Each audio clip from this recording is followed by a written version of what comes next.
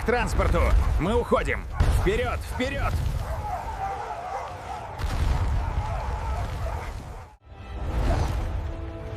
Солдаты, за мной! Приготовиться к контратаке! Они, наконец, свободны, никто их не остановит.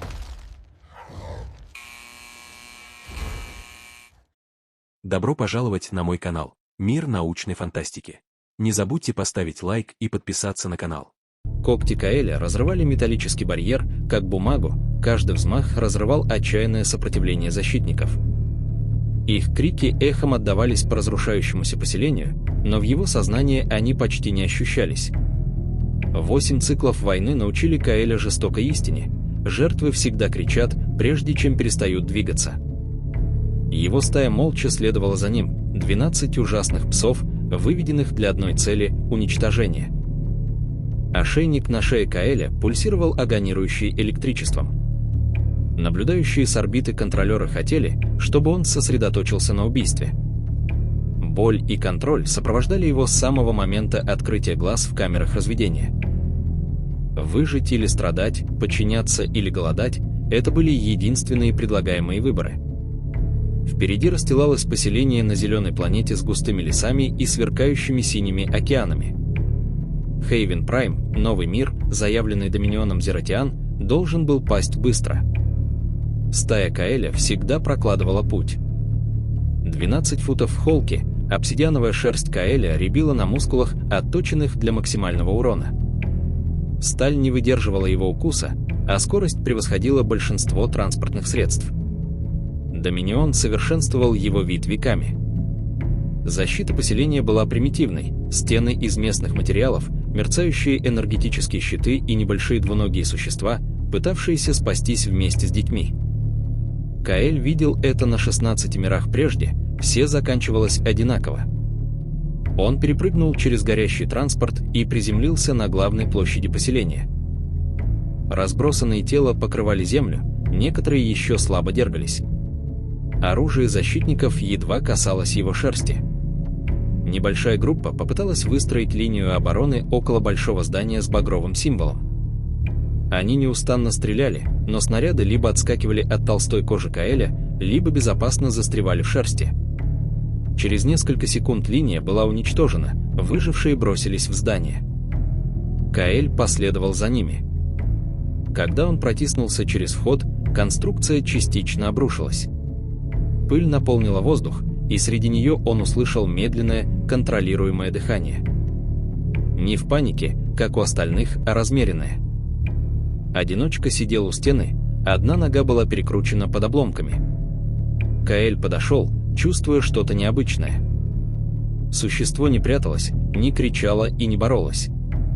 Оно смотрело на него усталыми глазами. «Ты еще больше вблизи», — спокойно сказал он. «Может, 12 футов, 13. Раньше я видел тебя только издалека». Каэль замер. Жертвы не говорили с ним. Они бежали, сражались или умирали молча. Такое поведение было непривычным. Существо, Эли Мерик, поморщился и сдвинулся. «Меня зовут Эли. Медик, если это важно.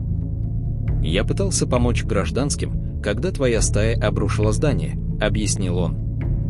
Он поднял светящееся устройство с изображениями своей семьи. «Моя сестра, ее дети на земле». «А это Бруно», — сказал Эли, показывая небольшое четырехногое существо, похожее на Каэля, меньшее, но узнаваемое. «Добрый, преданный, твой двойник». Ошейник яростно зажужжал. Боль пронзила Каэля, контролеры требовали убийства. И все же он колебался. Впервые мысль, не основанная на послушании, появилась: а что, если есть другой путь? Каэль сжал ошейник зубами. Искры полетели, цепи замкнулись. Тишина. 3 секунды он почувствовал настоящую свободу. Сигналы тревоги раздались по орбите. Стая Каэля почувствовала его отсутствие, они придут за ним.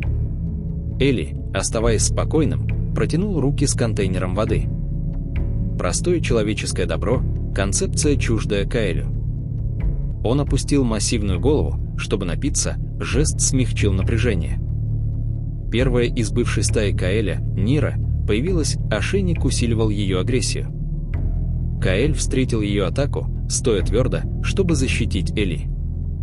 Послушание Ниры сталкивалось с выбором Каэля. Она ударила, но он не сдался. В конце концов, он отпустил ее, показав, что не каждая битва должна заканчиваться смертью. Слова Эли «Скажи им, что я ценен живым» выиграли драгоценное время, пока Каэль формировал защитную позицию. «Еще трое идут», — предупредил Эли. Каэль понял, что одной силы недостаточно. Они должны были двигаться. Эли собрал медицинские припасы, готовясь к отступлению под землю. Каэль опустился, позволяя Эли взобраться на спину. Несмотря на раны, Эли держался. Каэль прыгал через крыши, уворачиваясь от преследующих ужасных псов и огня врага. Они достигли бункера, хаос бушевал вокруг. Внутри 6 людей в боевой экипировке нацелили оружие на Каэля. «Не стреляйте!» — закричал Эли. Он объяснил, что Каэль союзник. Постепенно понимание прояснилось. Движение, осанка и выборы Каэля передавали его намерения. Он напился из контейнера Эли, демонстрируя доверие. Скептицизм сохранялся, но напряжение ослабло. Интеллект и способность к выбору Каэля стали очевидны.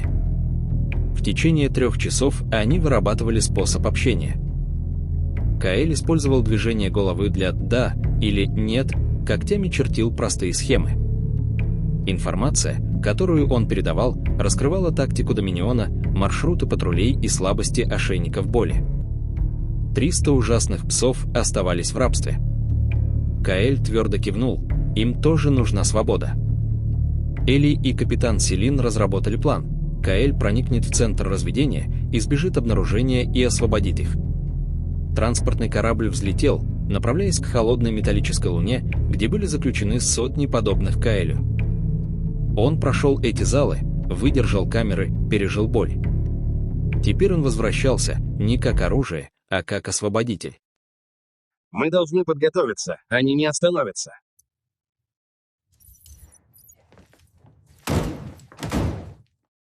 Холодные металлические коридоры завода по разведению зеротиан тянулись бесконечно, серые и стерильные, каждый из которых отдавался дальними войми. Огромные лапы Каэля почти не издавали звука на усиленном полу, когда он следовал за капитаном Селин и Эли. Модифицированный ошейник на его шее транслировал ложный сигнал управления, обманывая сенсоры Доминиона, заставляя их думать, что он остается послушным. Каждый инстинкт кричал о осторожности. Это было место его боли, место, где тысячи подобных ему были превращены в оружие. «Помни», — прошептал Эли, наклоняясь ближе, несмотря на все еще заживающую ногу, «они распознают закономерности в твоем поведении. Сохраняй спокойствие. Доверься своим инстинктам». Золотые глаза Каэля сканировали тусклое освещение, впитывая каждую деталь. Века заключения научили его наблюдать, анализировать, выживать. Они достигли центрального узла, нервного центра для всех ошейников на объекте. Экраны вдоль стен показывали прямые трансляции десятков камер. Ужасные псы всех размеров двигались сдержанными, контролируемыми паттернами, каждый послушный жестоким сигналам ошейников. Каэль почувствовал знакомую боль воспоминаний, первые шаги здесь, боль непослушания, бесконечные циклы подчинения и наказания. Он сжал челюсти, сосредоточившись на миссии. Селин указала на ближайшую панель. «Это твой шанс. Выключи ее, и мы освободим сотни сразу». Каэль подошел к панели. В его разуме вспыхнули искры эмоций, страх, надежда, решимость. Он ударил массивными когтями, разрывая цепи и провода с точной яростью. Искры полетели, сигнализация взвыла. По всей форсилорте ошейники одновременно отключились. Завывания начались, сначала растерянные, затем панические, затем победоносные. Сотни ужасных псов впервые почувствовали свободу. Каэль ощущал это в их хаотичных движениях, инстинктивная агрессия, смягченная первыми проблесками выбора. Некоторые атаковали своих смотрителей, другие застыли, озадаченные внезапным отсутствием боли. Селин и ее отряд сражались вместе с Каэлем, пока хаос распространялся. Безопасность Валарана была рассчитана на отражение внешних угроз, а не на полчища освобожденных боевых зверей в полном восстании. Люди двигались эффективно, прикрывая пути, пока Каэль вел псов глубже на объект. Из тени вышла Нира. Каэль сразу ее узнал, его бывшая стая, глаза очищены от влияния ошейника. На мгновение она замерла, на ее массивном лице промелькнула неуверенность. Каэль издал серию низких, гортанных звуков, передавая информацию и указания. Она поняла и начала собирать других освобожденных псов-кангару. Некоторые колебались, сломленные годами пленения, но инстинкт формирования стаи оказался сильнее программирования, которому они подвергались. Голос Эли прорезал хаос. «Нам нужно двигаться. В ангар, сейчас». Каэль собрал ужасных псов, способных выполнять базовые команды, Нира и дюжина других, стабилизировавшихся достаточно, чтобы действовать скоординированно. Это была далеко не полная сила, но ее хватало. Двери ангара открылись, открывая транспортный корабль. Руководство Эли обеспечило максимально гладкий процесс посадки. Сотни ужасных псов ринулись вперед, некоторые ранены, многие напуганы, все ведомые первобытной потребностью выжить и новым вкусом свободы. Каэль стоял у входа на транспорт, направляя последних освобожденных псов внутрь. Нира успокаивала тех, кто был склонен к панике. Взрывы эхом отдавались по объекту, пока люди прикрывали отход. Коридоры вспыхнули огнем, сигнализация визжала, а оставшиеся солдаты Доминиона метались в панике. Ум Каэля фиксировал каждую деталь, отмечая пути отхода, слабые точки и паттерны паники. Несмотря на хаос, Каэль ощущал странное спокойствие. Это был кульминационный момент его жизни, не как оружие разрушения, а как освободитель-защитник. Каждый пес, попавший на борт транспорта, был еще одной жизнью, возвращенной после веков пыток. Побег был жестоким. Каэль двигался по коридорам с Эли на спине, перепрыгивая препятствия, избегая преследующих врагов. Нира прикрывала путь, обеспечивая безопасность медленных или раненых псов.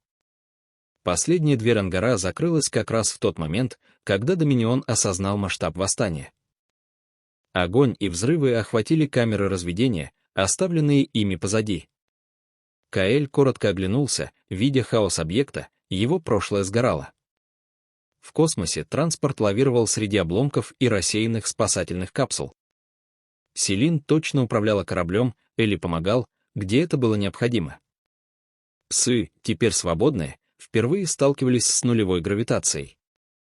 Многие были неуверены, колебались, но спокойное присутствие Каэля направляло их. Его массивная фигура была и якорем, и опорой. Прошли недели на Хейвен Прайм. Освобожденные ужасные псы были физически свободны, но психически все еще связаны воспоминаниями о боли. Каэль внимательно наблюдал за ними, пока они привыкали к новой реальности. Многие реагировали агрессией на мелкие споры, некоторые отказывались есть, другие оставались застывшими от прошлой травмы.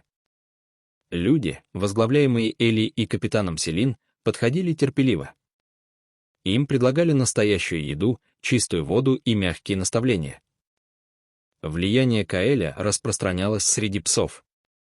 Он учил их координации без доминирования, защите без агрессии. Нира стала его заместителем, помогая посредничать в спорах, направлять обучение и успокаивать более неустойчивых псов. Постепенно они учились, кто-то быстрее, кто-то медленнее. Дети людей на Хейвен Прайм, любопытные и бесстрашные, начинали осторожно подходить к боевым зверям, проверяя границы. Маленькая девочка, примерно 8 лет, подошла к Каэлю с подручным мечом. «Можно, чтобы Каэль поиграл?» — спросила она у Эли. Эли внимательно изучил Каэля. Уши подняты, хвост расслаблен, да, он был в игривом настроении. Каэль погнался за мечом, испытывая простую радость, какую он когда-либо знал. Нира наблюдала, смущенная, пока Каэль мягко не подтолкнул мяч к ней. Игра началась, игривая, совместная, символ их растущего доверия и исцеления старых ран. Пока эта новая гармония расцветала, сигнализация внезапно зазвучала по всему поселению. Корабли Валарана вошли на орбиту, полномасштабное вторжение.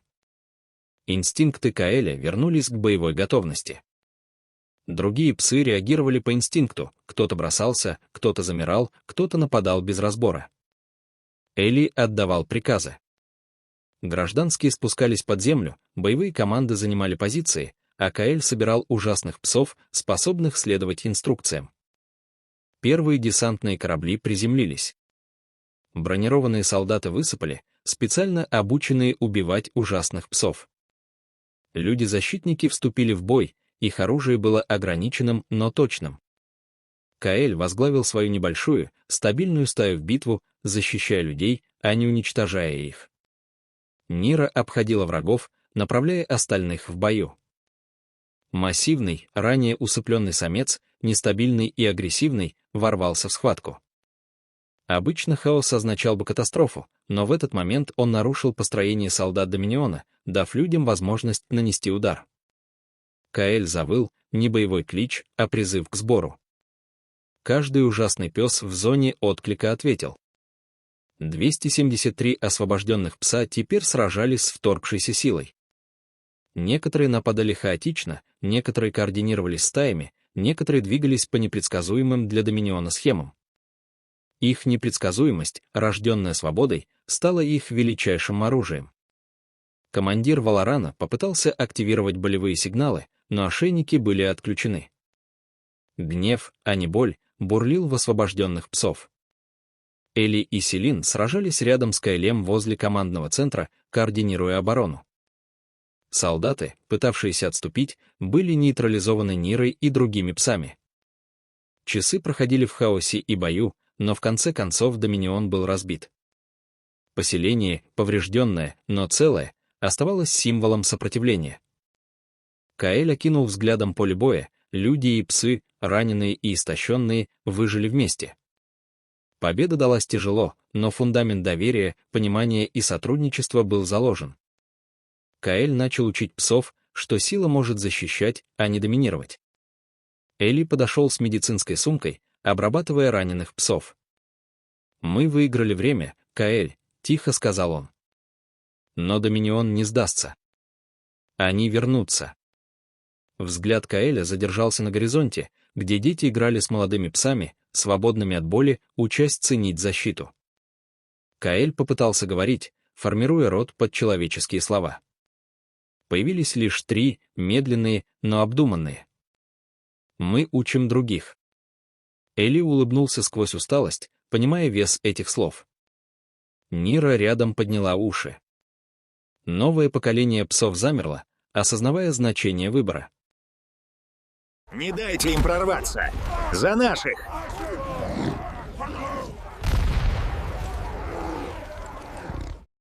Прошло 6 месяцев с момента освобождения Хейвен Прайм.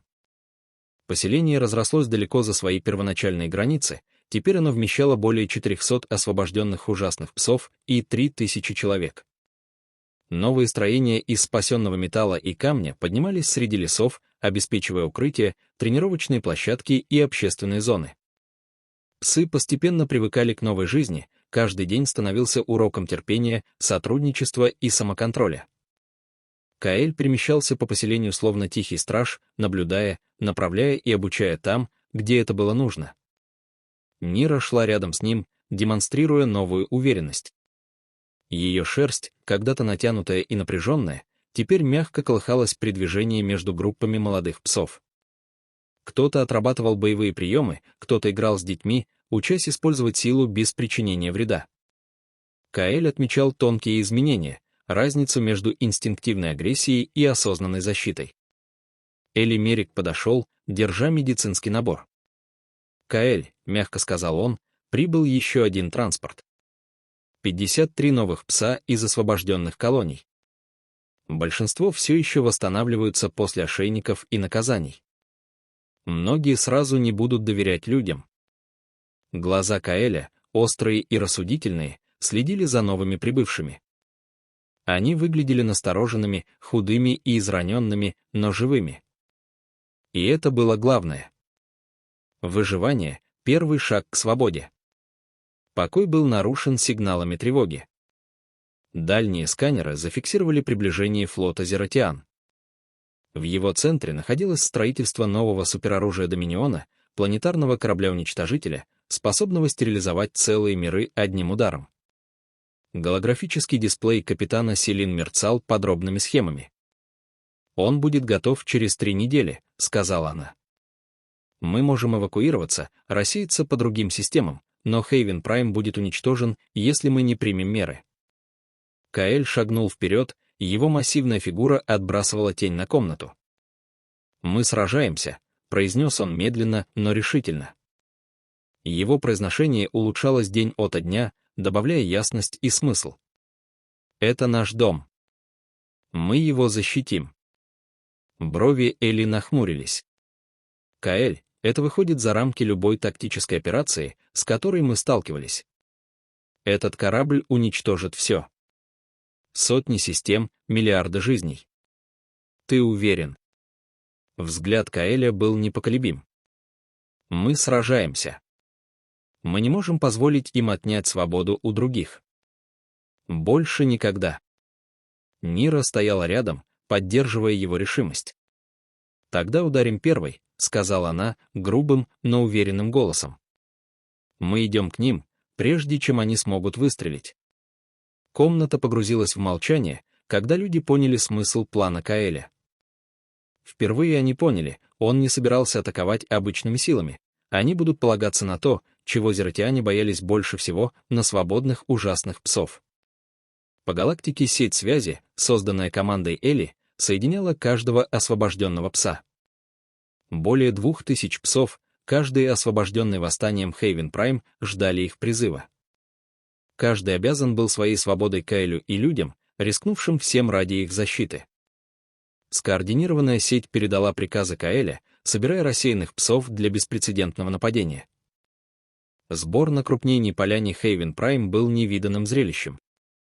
Более 2000 ужасных псов различной величины, силы и шрамов собрались в массивной формации. Некоторые носили раны от предыдущих боев, другие все еще шатались после ошейников.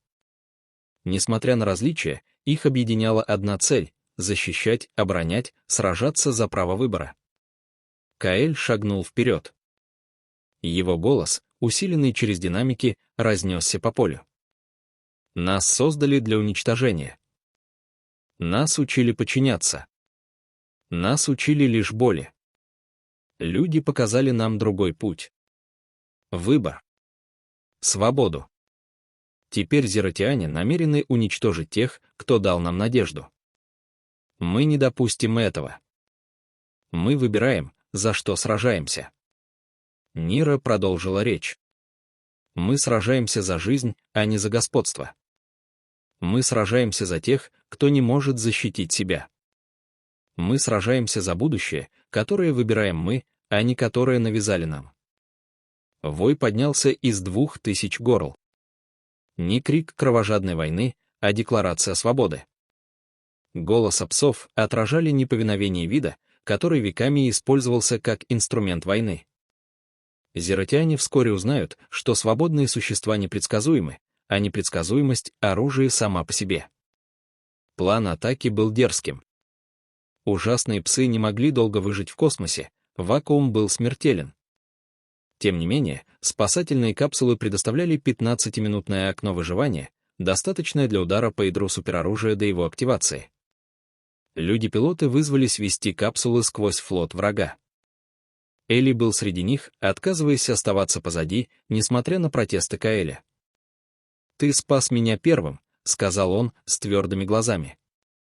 «Я не оставлю тебя одного теперь». 4 дня спустя началось нападение. 50 спасательных капсул стартовали одновременно, каждая с десятками ужасных псов. Флот Доминиона бросился перехватывать их, но их оружие было рассчитано на корабли, а не на маленькие, быстрые капсулы без обнаружимых жизненных сигналов. Ужасные псы прорвались внутрь супероружия, когтями и челюстями разрывая конструкции, машины и экипаж Доминиона. Каэль возглавил атаку на реакторное ядро. Элли оставался рядом, направляя его через системы, которые он полностью не понимал. Сирены завыли, герметичные переборки закрылись, активировались аварийные протоколы. Все это было неважно. 2000 ужасных псов проникли внутрь корабля, разрывая его изнутри. Сопротивление было быстрым, но тщетным. Экипаж Доминиона ожидал послушания. Свободные боевые звери действовали с намерением, целеустремленно и с хаотическим блеском, который никакая программа не могла предсказать. Нира обходила фланг, устраняя снайперов и обеспечивая проход другим. Экипаж пытался активировать болевые сигналы, чтобы вернуть контроль, но ошейники были отключены. Вместо этого сигнал усилил агрессию, усиливая атаку. Через 30 минут супероружие было критически повреждено. Системы вышли из строя, реактор стал нестабильным. Спасательные капсулы стартовали, увозя бегущих офицеров Доминиона. Стая Каэля стояла перед выбором, отступать или гарантировать полное уничтожение. Один за другим псы возвращались, чтобы удерживать реактор, их выживание было второстепенным для миссии. Каэль, Нира и Элли координировали оставшиеся атаки, гарантируя, что корабль больше не поднимется. Битва окончилась, но цена была высокой. 147 ужасных псов не вернулись. Они выбрали остаться, пожертвовать собой, чтобы защитить жизнь, а не разрушение. Каэль скорбил о них молча, признавая их героизм. Оставшиеся псы вернулись на Хейвен Прайм, избитые, но свободные. 3 недели спустя был возведен мемориал. Имена людей и ужасных псов были вырезаны вместе, в честь тех, кто выбрал смысл вместо разрушения. Каэль шел среди камней, Нира рядом. Элли подошел, гордость и горе смешались в его лице. «Их будут помнить», — тихо сказал он. Каэль кивнул, понимая вес их выбора. Свобода имела цену, но это была цена, которую стоило заплатить. Галактика начинала меняться. Восстания вспыхивали на покоренных мирах, а власть Доминиона ослабела без их боевых зверей. Новости транслировали победы свободных видов, падение тирании и восхождение будущего, где имел значение выбор. Каэль наблюдал, как дети играют с молодыми ужасными псами на площади поселения, поколение, не затронутое ошейниками, болью или послушанием. Впервые он позволил себе ощущение мира. Но Каэль знал, это только начало. Появятся новые угрозы.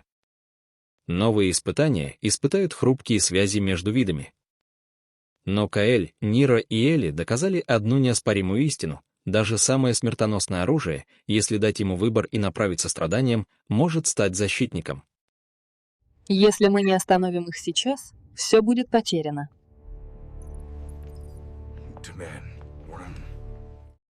Жизнь на Хейвен Прайм вошла в хрупкий ритм.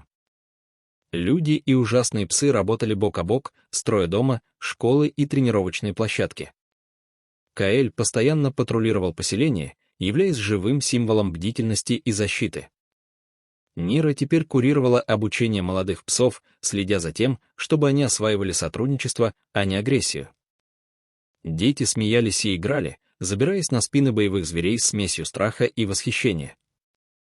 Поселение процветало, но инстинкты Каэля подсказывали ему, что мир — временное явление. Элли Мерик подошел, нахмурив брови. Сканеры только что зафиксировали флот у внешних систем. Зератиане возвращаются, Каэль. Новость не вызывала удивления, Доминион не простил бы потерю своего супероружия или освобождение боевых зверей. Селин собрала лидеров людей и псов в командном центре, их лица были напряжены.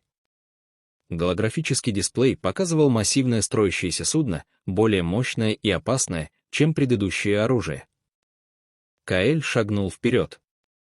Его голос, теперь уверенный и четкий, разнесся по командному центру. Мы сражаемся. Не за месть, а за тех, кто не может сражаться сам. За детей, за свободных, за Хейвен Прайм. Нира кивнула в знак согласия, переводя некоторые жесты Каэля для псов, которые еще приспосабливались к человеческой речи. План был дерзким. Новое супероружие было уязвимо только во время строительства.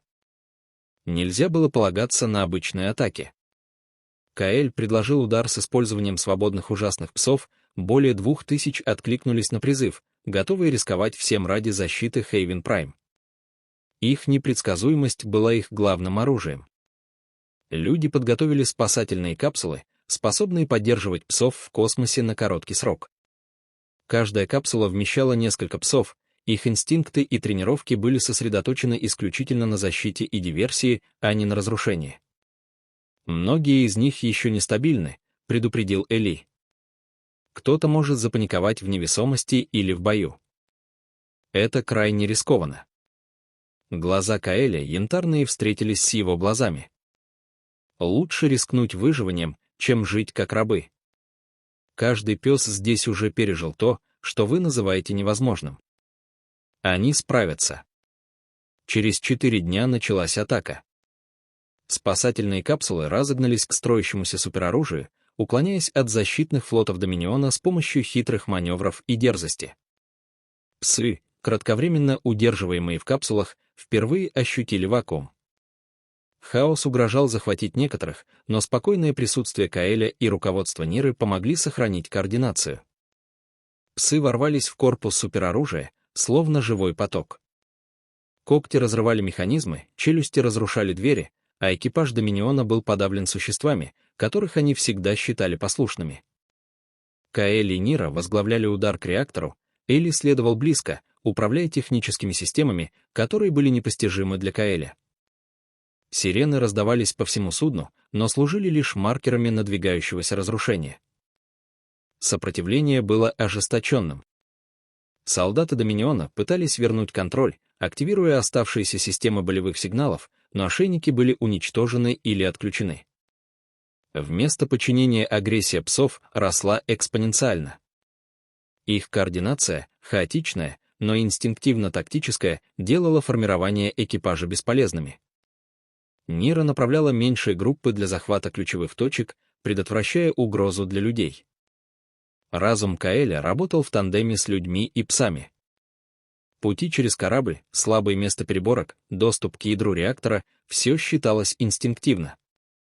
Он больше не был оружием, он стал стратегом, лидером, символом свободы. Псы следовали за его сигналами, инстинкт, направленный руководством, двигался с смертоносной точностью и осознанным намерением. Битва длилась более 3 часов. Супероружие было серьезно повреждено, реактор стал нестабильным. Руководство Доминиона пыталось эвакуироваться, но спасательные капсулы перехватывались или уничтожались. Каэль и Нира обеспечили, чтобы судно больше не поднялось. В момент молчаливой координации 147 псов остались, чтобы стабилизировать реактор, пожертвовав собой, чтобы остальные псы и люди могли спастись. Каэль наблюдал, ощущая тяжесть каждой потерянной жизни. Это были не жертвы, а герои, выбравшие цель выше послушания. Через 3 недели на Хейвен Прайм провели мемориал. Имена людей и ужасных псов были высечены бок о бок, в честь тех, кто сражался за защиту жизни, а не за разрушение. Элли стоял рядом с Каэлем, оба молча наблюдали за памятными табличками. Нира отдыхала рядом, ее уши дергались, пока дети играли поблизости, забираясь и смеясь без страха.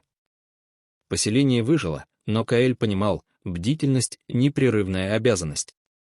Новости по галактике начали меняться.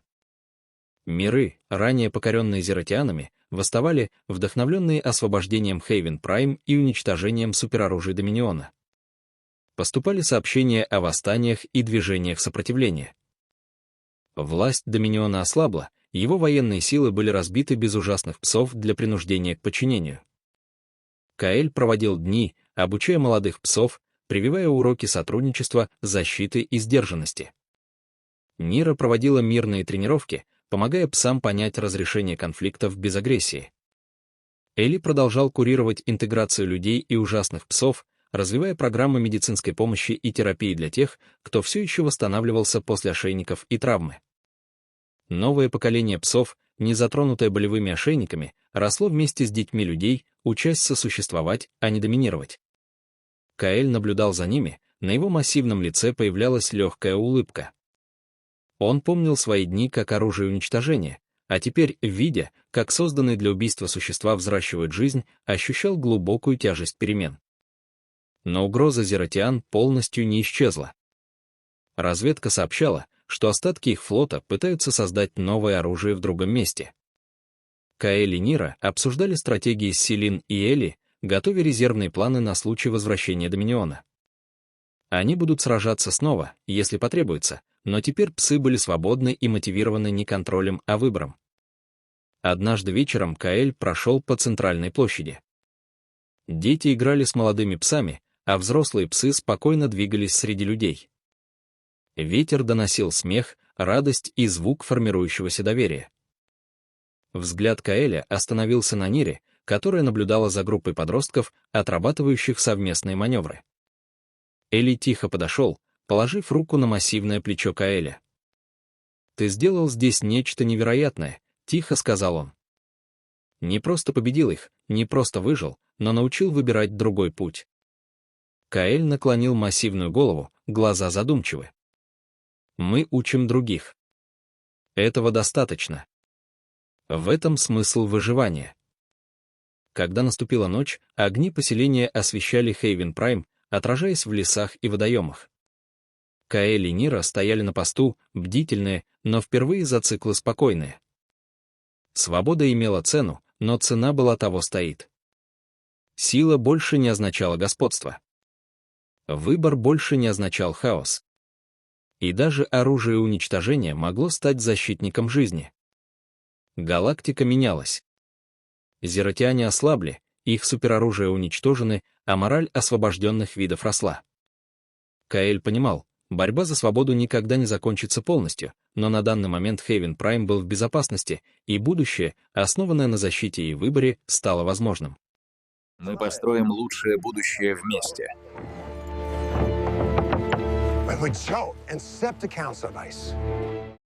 Месяцы, последовавшие за финальной битвой, были наполнены восстановлением, размышлениями и осторожным оптимизмом. Хейвен Прайм превратился из маленького человеческого поселения в просторное убежище для освобожденных ужасных псов и людей. Мастерские, школы, тренировочные площадки и общественные центры возводились из спасенных материалов, тщательно построенные представителями обоих видов. Каэль двигался среди них, огромный и внушительный, но в действиях мягкий, обучая, наблюдая и направляя. Нира шла рядом, ее мех был гладким и спокойным, символом стойкости и лидерства. Освобожденные псы адаптировались, постепенно сбрасывая остаточную травму веков под болевыми ошейниками. Некоторые боролись с внезапной агрессией, другие — с доверием, но каждый день приносил тонкие улучшения. Люди под руководством Эли продолжали оказывать медицинскую помощь, терапию и структурированные взаимодействия, поощряющие сотрудничество вместо соперничества. Дети, любопытные и бесстрашные, становились мостом между видами, учась играть, общаться и жить вместе с существами, когда-то вызывавшими страх как орудие смерти. Однажды утром Каэль наблюдал группу подростков-псов, отрабатывающих совместный маневр. Нира лаем подбадривала их, направляя движение. Их когти вгрызались в почву, когда они двигались в идеальном единстве, свидетельство терпения, наставничества и силы выбора. Янтарные глаза Каэля смягчились. Прошло всего 6 месяцев с момента их освобождения, а они уже начинали осознавать суть защиты, а не разрушения. Эли подошел, неся отчет разведки с внешних систем. «Каэль», — сказал он, голос звучал одновременно с гордостью и тревогой, остатки Доминиона все еще активны. Ходят слухи о новом оружии, но масштабы неизвестны. Они учатся на своих ошибках. Действовать безрассудно они не будут. Голову Каэля слегка наклонило. Его взгляд устремился к горизонту, где солнце отражалось в новых зданиях, лесах и детях, играющих среди псов. «Мы будем готовы», — проревел он. «Мы защищаем Хейвен Прайм и учим других. Этого пока достаточно». Поселение выросло, чтобы вместить более 400 ужасных псов и 3000 людей. Каждый день прибывали новые жители из освобожденных колоний, спасаясь от жестокости Доминиона. Большинство были ранены, испуганы и недоверчивы, но убежище предлагало безопасность, исцеление и надежду.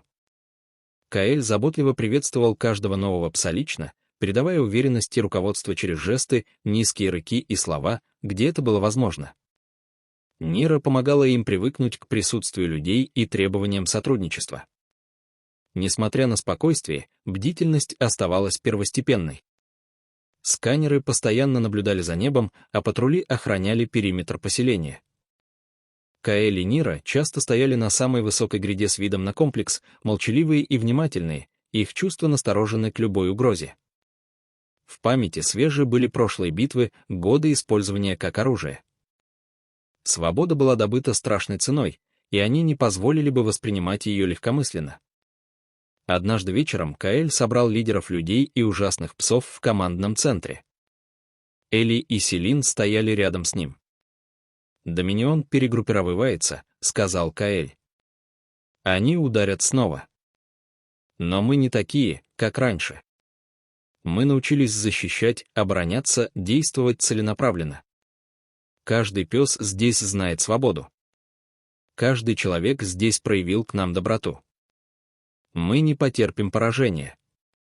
Нира шагнула вперед, переводя послание псовым языком, жестами и низкими вокализациями. Их глаза, яркие и настороженные, отражали понимание и решимость. В следующей неделе тренировки усилились. Псы изучали продвинутую координацию, стратегии безболезненного взаимодействия и защитные тактики. Дети играли в смоделированных сценариях, учась предвидеть опасность и одновременно уважать своих огромных компаньонов. Каэль контролировал каждое занятие, корректируя движения, обучая сдержанности и укрепляя доверие. Нира организовывала упражнения по разрешению конфликтов, показывая людям и псам, что силу можно использовать для разрешения споров, а не для доминирования. В этой прогрессирующей обстановке произошли тонкие, но значительные изменения. Способность Каэля к коммуникации резко улучшилась. Он больше не ограничивался 3 простыми словами, он начал формировать полноценные предложения. Он говорил с людьми на их языке, обучал молодых псов реагировать на команды с пониманием, а не страхом, и координировал действия больших групп вместе с Нирой. Ужасные псы учились не только свободе, но и цели, выбирать свои действия осознанно, а не реагировать на боль и контроль. Слава о санктуарии Хейвен Прайм распространилась по всей галактике. Другие освобожденные колонии посылали эмиссаров, ища убежище, руководство и возможность обучить собственных освобожденных боевых зверей. Поселение расширялось, чтобы вместить растущее население. Каэль и Нира работали без устали, контролируя строительство, обучение и интеграцию. Эли координировал работу инженеров и ученых, чтобы инфраструктура выдержала приток новых жителей. Селин управляла логистикой и безопасностью, обеспечивая сохранение мира. Однако величайший урок Каэль наблюдал не в стратегии или тренировках, а в самых простых моментах. Дети играли с молодыми псами, псы помогали людям переносить материалы, направляли их через опасную местность, все это показывало, что выбор и сотрудничество сильнее страха и послушания. Память о времени, когда они были оружием уничтожения, оставалась, но теперь ее смягчало знание, что они могут формировать свою судьбу. Окончательное решение Каэля было глубоко значимо. Несмотря на то, что он мог исследовать галактику, жить в мире или искать уединение, он выбрал остаться на Хейвен Прайм. Он будет направлять, защищать и учить. Нира, рядом с ним, согласилась остаться его заместителем, помогая прививать уроки свободы, сдержанности и мужества следующему поколению. Эли и Селин остались, посвященные интеграции видов и строительству устойчивого общества. Зератиане больше не возвращались силами. Истории о разрушенных супероружиях и беспрецедентном единстве людей и ужасных псов стали поучительной легендой во всей галактике. Ранее покоренные миры начали восставать, вдохновленные освобождением Хейвен Прайм и выбором существ, когда-то созданных для разрушения. Каэль прошел по центральной площади в последний раз на закате. Дети лазили и играли, молодые псы бегали кругами, взрослые наблюдали спокойно и терпеливо. Будущее, когда-то неопределенное, теперь было наполнено обещанием свободы и сотрудничества. Янтарные глаза Каэля отражали гордость и надежду. Он вспоминал свои дни как оружие уничтожения, боль, контроль и программирование. Теперь он стал чем-то большим, хранителем, учителем, символом возможностей. Нира подошла, наклонив огромную голову к нему. «Мы хорошо справились», — мягко прогремела она. Массивная фигура Каэля слегка расслабилась. «Мы учим других», — сказал он, произнося слова четко, гордо и полностью сформулированно. «Мы защищаем, мы направляем, мы живем». Элли стоял рядом, улыбаясь. «И галактика запомнит это», — сказал он. Не как военную историю, а как доказательство того, что даже самые смертоносные существа могут выбрать другой путь. Каэль посмотрел на горизонт, где заходили два солнца Хейвен Прайм, заливая поселение золотым светом. Он видел смеющихся людей, обучающихся псов и детей, выросших свободными от страха. Оружие уничтожения стало маяком надежды. Выбор победил программирование. Сила превратилась в защиту, а не в угнетение. И в этот момент Каэль понял смысл всего, что ему пришлось пережить. История Хейвен Прайм, Каэля, Ниры и свободных ужасных псов разнесется по звездам. Бывшие враги стали союзниками. Оружие стало хранителем. Исчезновение уступило место надежде. И Каэль, когда-то созданный для уничтожения миров, помог создать новый мир, построенный не на страхе, а на доверии, свободе и стойкой силе выбора. В конце Каэль лег на гряду с видом на поселение, наблюдая мерцающие огни, когда наступала сумеречная пора. И его взгляд задержался на следующем поколении псов и людей, которым предстоит унаследовать это наследие. Он закрыл глаза на мгновение, позволяя себе редкий момент покоя. Свобода имела цену, но она стоила каждой жертвы. Сила была переосмыслена, и будущее теперь было в их руках. Галактика, когда-то под властью тирании, получила шанс учиться у хранителей Хейвен Прайм. И этого было более чем достаточно.